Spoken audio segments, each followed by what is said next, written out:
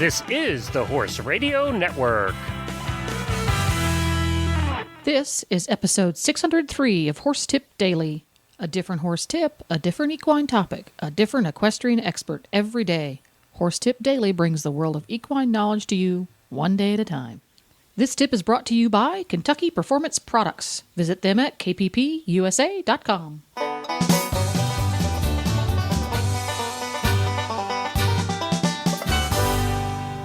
Greetings, horse people. Coach Jen here, and thanks for tuning in to Horse Tip Daily. Today's tip is from Lisa Wysocky. Lisa is an author, equine clinician, and motivational speaker who trains horses for adults and consults with therapeutic riding programs across the country. She's the author of My Horse, My Partner, Horse Country, and her latest, The Opium Equation, a rollicking good time murder mystery starring horse trainer Cat Enright. Today's tip is about mental focus.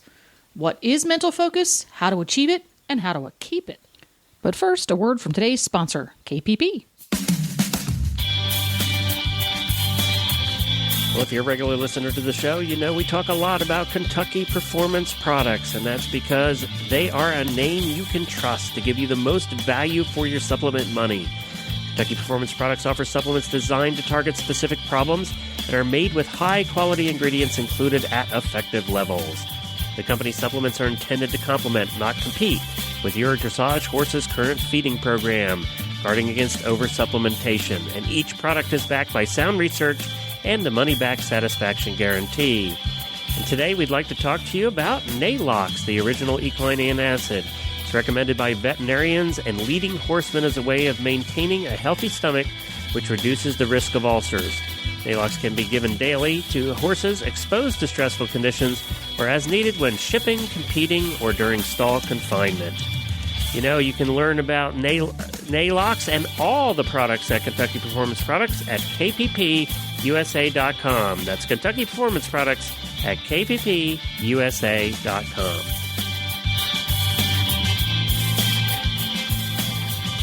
Now, enjoy today's tip.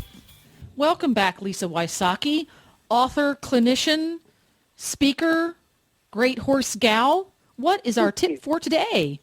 Our tip for today is mental focus and mental preparation before the show. Ah! Yeah. You know, it's the one thing I think people forget about is, you know, you've got your horse washed, you've got your tack clean, and your clothes are all in order, and then you get in there and you're white-knuckling your way around the arena because you're just so stressed and unfocused. So I tell my riders to start months or weeks in advance. And number one, you have to have a goal for your show. So, and I always tell people, the goal, I don't believe, should be to win the class. Your goal should be to improve your performance from the last time you went out. Ooh, so, I got one. Tell me if you agree. If you agree with this one, my favorite one, and it drives me crazy, and I just want to dummy slap people who say this. My goal is to do the best I can. Yes. Ugh. Yep. Please tell me that that's not a good goal, please. It's very vague. It's very vague. So what I would say is, let's say you went to a horse show a couple of weeks ago and you blew the left lead, or your horse blew the left lead. So your goal this time is to go in. It's to get your left lead, but it's also to be the best you that you can possibly be. It's to turn in the best performance that you can possibly be. And that goes, it's your clothes, it's your turnout, it's your collection, it's your focus, it's everything that goes in. And the way you actually make that happen is you visualize. And you start weeks in advance by just getting into a quiet space and sitting down and saying, just imagining yourself at the horse show. I want you to hear the sounds. I want you to smell the smell of the hot dogs at the stand. I want you to hear the dogs barking back in the stall area. Everything that goes on in the horse show, I want you to visualize that. And then you're on your horse and you are going through and you're doing your posting trot or your jog trot or your lead changes, whatever it is that you're doing, whatever class it is you're going through, and you are just doing so well. Some people I also tell to visualize with a blue or a purple tint over everything, because those are the colors of champions. You're clever. Well, here now in Canada it's red. So if you're from Canada or some other countries, whatever your championship color is. That's what you're going to visualize in. And what happens is our subconscious doesn't know the difference between reality and fantasy. So if you are nervous about maybe, they're going to ask your horse to back up and your horse won't back, if you go through the visualization process, all of a sudden you see your horse backing successfully. Then when you get to the real part of that part of the class, your horse actually backs because you've been through it in your mind so many times.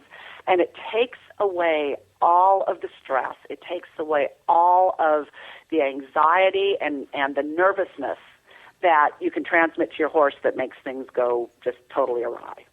Now, something that someone suggested to me a while back, I learned to visualize in a productive fashion a little late in my competitive career, but eventually somebody got it through my thick head and I learned how to do it. They suggested I was using it specifically for dressage, because I thought I was a focused person when in fact I was completely detached from the situation. They suggested when I was doing my visualization to do it in real time. So she said whenever I would visualize doing my dressage test, I couldn't do it in 45 seconds because a dressage test doesn't take 45 seconds. Right. It takes 3 minutes. Yes. So yes, I agree with that. I think you need to make it as real as possible. And if you need to go out into your arena at home and visualize there and actually walk through the pattern and, just get your body moving and the trot and the canter on the ground, if that helps you, whatever it takes. I think visualization is great to do when you're sitting on an airplane or you're just getting up in the morning and you're just kind of, going through, getting your mind going or at night when things have kind of settled down. But I do agree with the real time.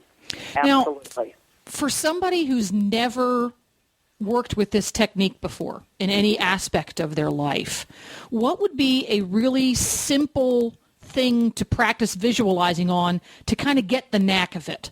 Yes. Here's a real example. I was at a horse show, and I was getting ready to go into a class, and I think it was a junior English pleasure class, and a big trainer came up to a competitor that I was talking to, and the competitor was an older youth kid who was riding in this open class. And the trainer came up and said, gee, it's too bad your horse doesn't take his left lead very well. Well, her horse never had a problem taking the left lead.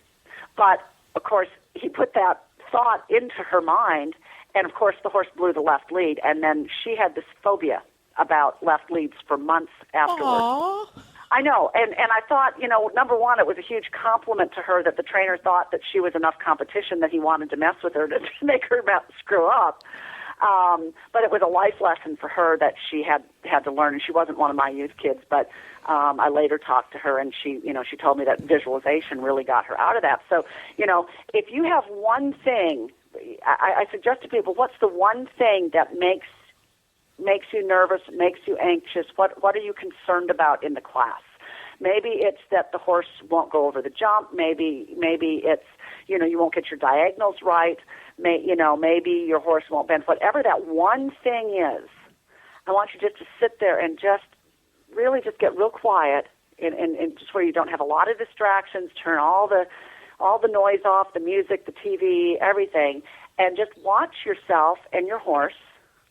Pretend you're sitting on your horse and you're actually performing that activity, whatever it is, and it's going so well. And if you can do just that one thing that makes you the one thing that you're nervous or concerned about and just go over it and over it and over it in your mind. Well, that's a great idea. When I was competing, being in the cross-country start box was always tough for me because it was between 10 and 15 seconds of essentially doing nothing while they counted, and you just heard this voice coming from above, 10, 9, 8. It was horrible. And that's a good thing because I don't compete anymore, but I can well imagine I can just sit down or even better, sit on my horse, just stand still and kind of figuratively close my eyes, imagine the starting box around me, the wind blows through the horse's mane, the guy's talking to me from behind me, he's counting down, I see a horse in the distance jumping over the second to the last fence, and that would be a great way for me to start using visualization. It's something It's a very finite thing to visualize. That's a great idea. I like that.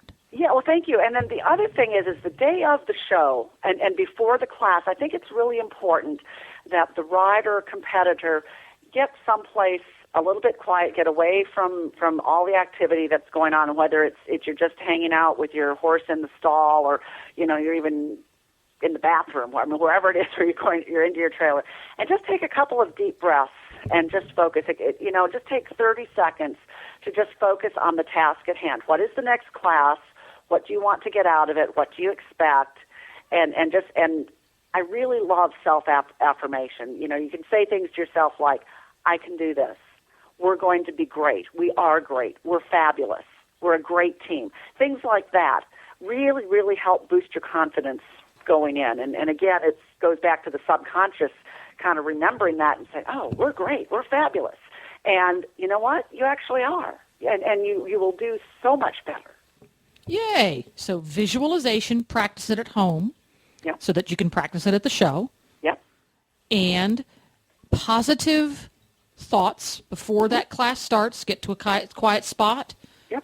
Rehearse all the positive parts, and you're off and running and having a great time. Yeah.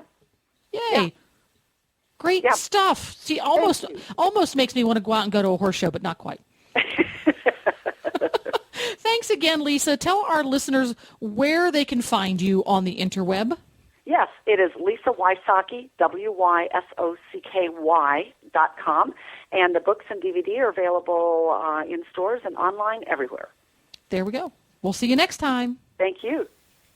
Well, there you go. To listen to all of Lisa's tips, go to horsetipdaily.com, go to the experts drop-down menu on the left, and as Lisa said, you can also go to her website, lisawysocky.com. And as you're shopping for Lisa Wysocky's books on Amazon.com, go to horsetipdaily.com, click on the Amazon ad on the left side of the page, and shop till you drop. That helps keep the lights on here at Horse Tip Daily. Doesn't cost you a nickel. Don't forget to support our sponsors here on Horse Tip Daily because they're the ones making these podcasts possible.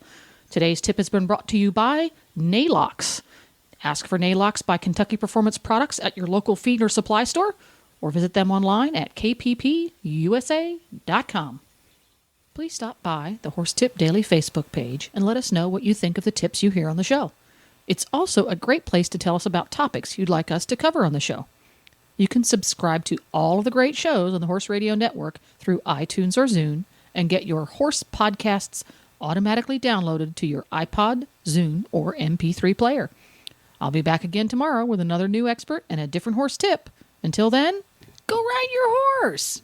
The Horse Radio Network and the Horse Radio Network hosts are not responsible for statements of guests or their opinions. Use your own judgment when listening to the tips provided by the experts on Horse Tip Daily.